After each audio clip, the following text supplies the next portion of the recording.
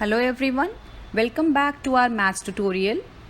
We shall continue with the part 5 of chapter 3, playing with numbers. In this tutorial, we will be talking about divisibility rules again, some more about divisibility rules, factor tree, how do we make factor tree and how do we represent it. We will be talking about prime factorization that you have already learned in your previous classes. We will also be expressing numbers in the form of its prime factors. Later in the exercise, we will be doing verification of the statements by taking different examples. And lastly, we will be checking divisibility rules, divisibility of a number by checking its divisibility by its co-prime factors. So let's start with the exercise and learn these topics one by one. Divisible by 18 if it is divisible by both 3 and 6. So let us take up example now. The question says that if a number is divisible by both 3 and 6, it means it is a common multiple of 3 and 6. So let us take up the common multiple 12. Yes, 12 is a common multiple of 3 and 6. 12 is divisible by 3 also and it is divisible by 6 also. So 12 is such a number which is divisible by both 3 and 6. Now is 12 divisible by 18? No, 12 is not divisible by 18. So the statement comes out to be false. D part, if a number is divisible by 9 and 10 both, then it must be divisible by 90. So the statement is true. Why? Because if a number is divisible by 9 and 10 both, then it will be truly divisible by the product of these two numbers. That is 9 into 10 is 90. So the statement is true. Part E, if two numbers are co-primes, at least one of them must be prime. So let us take one example here, 4 and 15, right? And let us see whether these two numbers are co-primes or not. If you see, the factors of 4 are 1, 2 and 4, right? And factors of 15 are 1, 3, 5 and 15, right? So we have a common factor, only 1 as a common factor. So these numbers are co-prime numbers. We have already studied this in the previous exercise. So 4 and 15 have only 1 as the common factor. So they are co-primes, right? Now let us cross check the second part of the statement. The second part says at least one of them must be prime. Now neither 4 is prime nor 15 is prime, right? So this statement is false. So the word must be, which is written in the question, makes the statement false. It can be prime. In few of the cases, one of them can be a prime number, but it is not like that at least one number must be prime. So the word must be is wrong here. So the statement is false. Now there are 4 more parts of this question. You are going to try these statements yourself.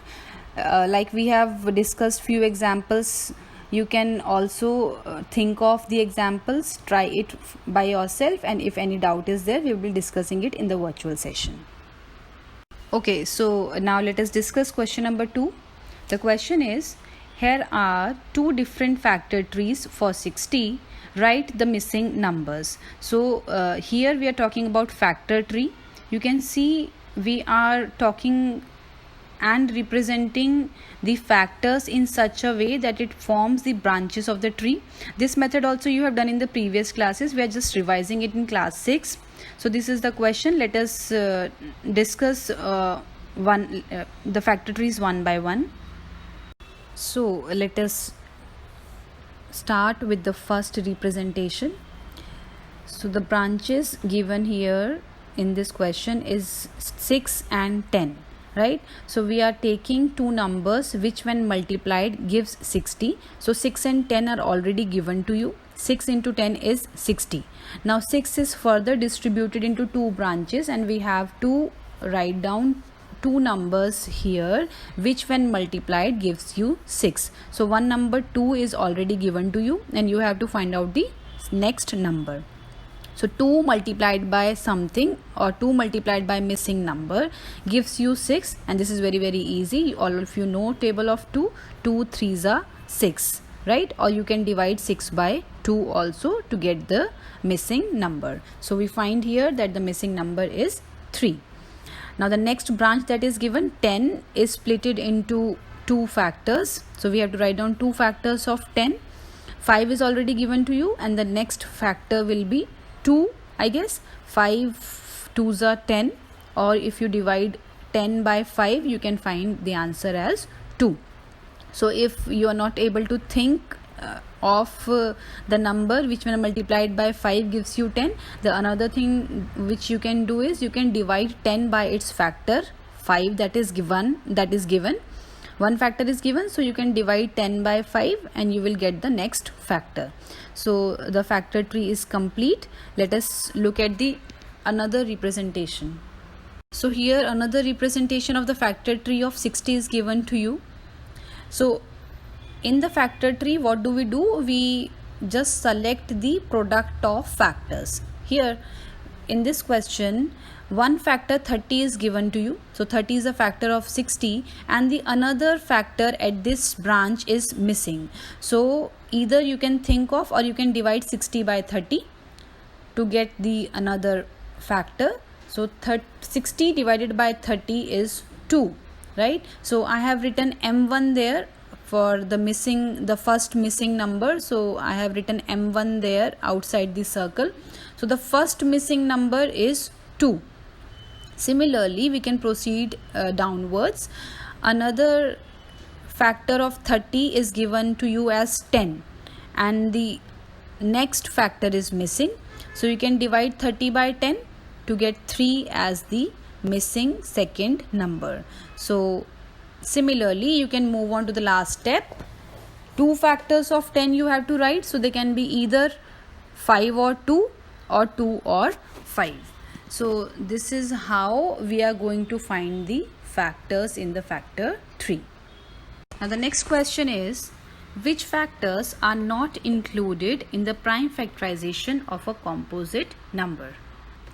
Now the question says that which factors are not included in the prime factorization. So as the name suggests, prime factorization means we only include prime numbers in that factorization, right? So all of you know that 1 is a factor of every number and 1 is not a prime number, right? And we have been talking about composite number here. So composite number is not a prime number, right? So 1 and the number itself, that is a composite number. So 1 and the number itself are the two numbers which are not included in the prime factorization of a composite number. Next is question number 4. Write the greatest 4-digit number and express it in terms of its prime factors. So all of you know how to write down the greatest 4-digit number. So we will write 4 times 9 and the number becomes 9999. So now we have to do the prime factorization. So we have to be very careful that we select only prime numbers. We cannot divide 9999 with a composite number. Here we commit mistake that we select sometimes we select composite numbers, so the whole prime factorization goes wrong. So be very careful that you have to select prime numbers here. So let us start with the first prime number, that is 2. 2 does not divide 9999 because this is not an even number. So the next prime number is 3. So 9 plus 9 plus 9 plus 9 gives you a sum which is divisible by 3. This is what the divisibility rule of 3 is, sum of digits. So the number is divisible by 3 and all of you know how to prime factorize, how to do prime factorization. So the number is divisible by 3 and we get the quotient as 3333. So at this step again 3333 is divisible by 3, so we divided it again and we find the quotient as 1111. right? Now the next prime numbers are 5. After 3 the next prime number is 5, next is 7, and the next is 11. So you can just check the divisibility rules of 5, and you can check it with the divisibility rule of 7 as well if the number is divisible, but the number is not divisible by those numbers. This number is divisible by 11, right? So when you divide it by 11, you get the quotient as 101.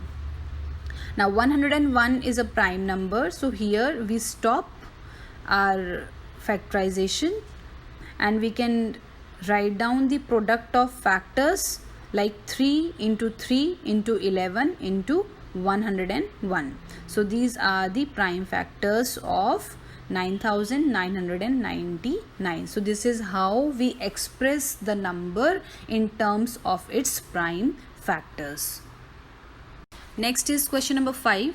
Write the smallest 5-digit number and express it in the form of its prime factors. This is similar to question number 4. You can write down the smallest 5-digit number. Be very careful that you have to select prime numbers only for the factorization. Try to do it yourself. Question number 6. Find all the prime factors of 1729 and arrange them in ascending order. Now state the relations, if any, between the two consecutive prime factors. So the question contains several parts. We will do all the parts one by one. The first part is find all the prime factors of 1729. So this is easy. You just have to do prime factorization of 1729. Just select the prime numbers which divides 1729 and perform the prime factorization. The prime factorization is given in front of you. You can try it yourself as well. So we get the prime factors as 7, 13 and 19. The question says that we have to arrange them in ascending order. So in ascending order we can write it like 17 multiplied by 13 multiplied by 19, and this is the order that we have got in prime factorization also. Now the last part of the question says that you have to state some relationship between the two consecutive prime numbers. The word consecutive prime numbers here, let us just first understand this. Consecutive means that you should not skip in between, right? Consecutive prime factors. So we have prime factors 7, 13 and 19, and we have to select a pair of consecutive. Consecutive means we cannot select 7 and 19, right? When we have arranged it in ascending order 17, 13 and 19, so the consecutive prime factors are 7 and 13 or 13 and 19, right? So we have two pairs of consecutive prime factors here in this question. So the question says state some relationship. Some relationship means you can say anything, that is how 7 and 13 are related to each other, or how 13 and 19 are related to each other. So if you see, there is a difference of 6 in 13 and 7 and difference of 6 in 19 and 13 as well, right? So both the pairs have 6 as the difference. So this is the relationship that we can state here. We see that the difference between two consecutive factors is 6, right? Let's move on to the next question now. 7th question. The product of 3 consecutive numbers is always divisible by 9. Verify this statement with the help of some examples. So here we are doing verification of statements. So we will take 3 consecutive numbers. Any 3 consecutive numbers you can take of your choice. So here I have taken, in first example, I have taken 20, 21 and 22. So these are 3 consecutive numbers. Let us try to find out their product. And we have to verify that the product is always divisible by 6. So the product of 20, 21 and 22 is 9240, right? So we have to check the divisibility of 6, and the divisibility rule of 6 is that the number should be divisible by 2 and 3 both, right? So 9240 is divisible by 2 because the unit place is 0. Let us check its divisibility by 3 also. Sum of digits 9 plus 2 plus 4 plus 0. So 9 plus 2 is 11 and 11 plus 4 is 15 and 15 plus 0 is 15. So the number is divisible by 3 also. Right. So in this case, in this example 20, 21 and 22, the number is divisible by 6. But just by one example, just by verifying one example, we cannot say that it will be true for all the examples. Let us try another example. Example 2. Let us take three consecutive numbers 30, 31 and 32. The product of these three numbers is 29,760. Now let us again check its divisibility by 2 and 3 so that we can check the divisibility of 6. So the number is divisible by 2. Yes, the number is divisible by 2. And the number is divisible by 3 also. Why? Because 2 plus 9 is 11. 11 plus 7 is 18. And 18 plus 6 is 24. So 24 is divisible by 3. Right. So this example also shows us that if the product of three consecutive numbers is always divisible by 6. So we have verified the statements with the help of two examples. You can verify the same statement with the help of two more examples of your choice. Next question is, the sum of two consecutive odd numbers is divisible by 4. Verify this statement with the help of some examples. So you are going to verify this statement yourself. Few examples I have shown on the screen. Few examples you will take yourself. Just try this question yourself. Question number 9.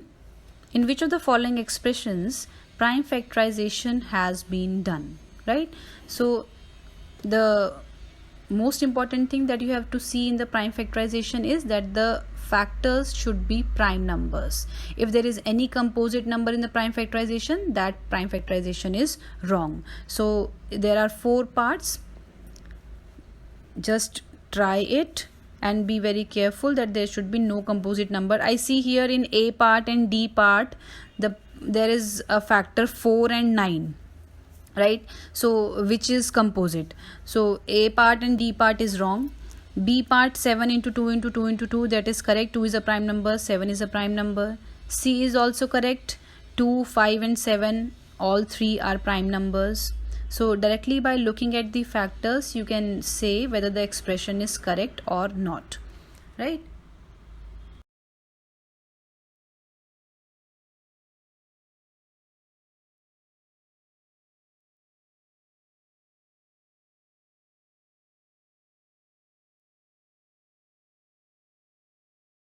Question number 10. Determine if 25,110 is divisible by 45. So we don't know the divisibility rule of 45 and we have to check its divisibility, the divisibility of this number 25,110 by 45. So what should we do here? We should express 45 as the product of its co-prime factors. Right, the factors which are co-prime numbers. So here if I see 45 can be expressed as 5 into 9 and 5 and 9 are co-prime numbers. The common factor is 1. So 5 and 9 are co-prime numbers. So in such cases, when you have a bigger number like 45 whose divisibility we have not learnt and we don't want to divide it, so the another method that we can use is we can select the co-prime factors of 45, and if this 25,110 is divisible by these co-prime numbers, then it will surely be divisible by 45 also, right? So we can select co-prime numbers in such cases. Here we have selected 5 and 9, so we will just check the divisibility by 5 and divisibility by 9. If both comes true, then the number will be divisible by 45. So here in this case you can see the unit place is 5, the unit place is 0, so it is divisible by 5. Sum of digits is 9, so it is divisible by 9 also. So the given number is divisible by 5 and 9 both, hence the number is divisible by 45. So this is how we check the divisibility by bigger numbers. Next question. 18 is divisible by both 2 and 3, it is also divisible by 2 into 3, that is 6. So it is also divisible by 6. Similarly, a number is divisible by both 4 and 6.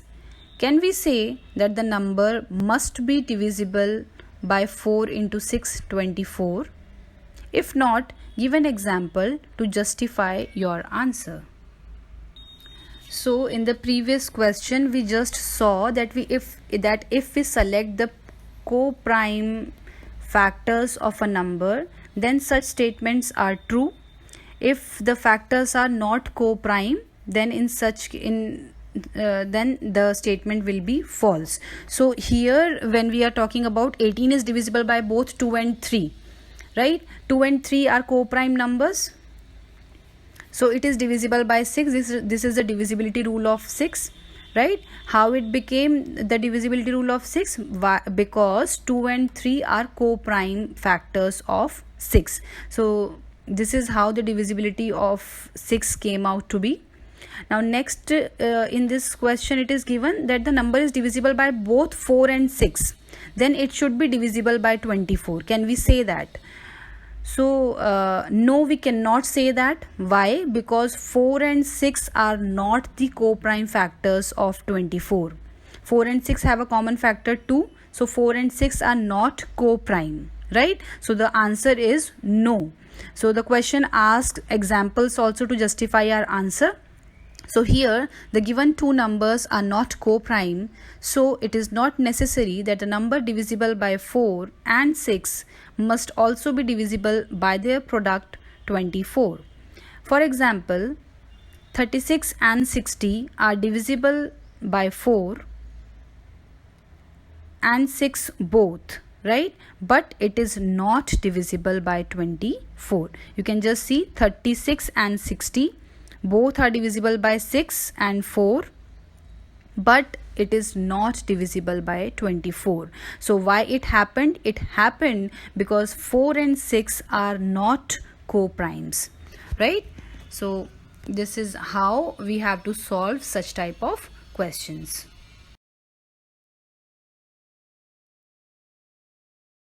Now try this interesting question number 12 yourself. You will find it very, very interesting.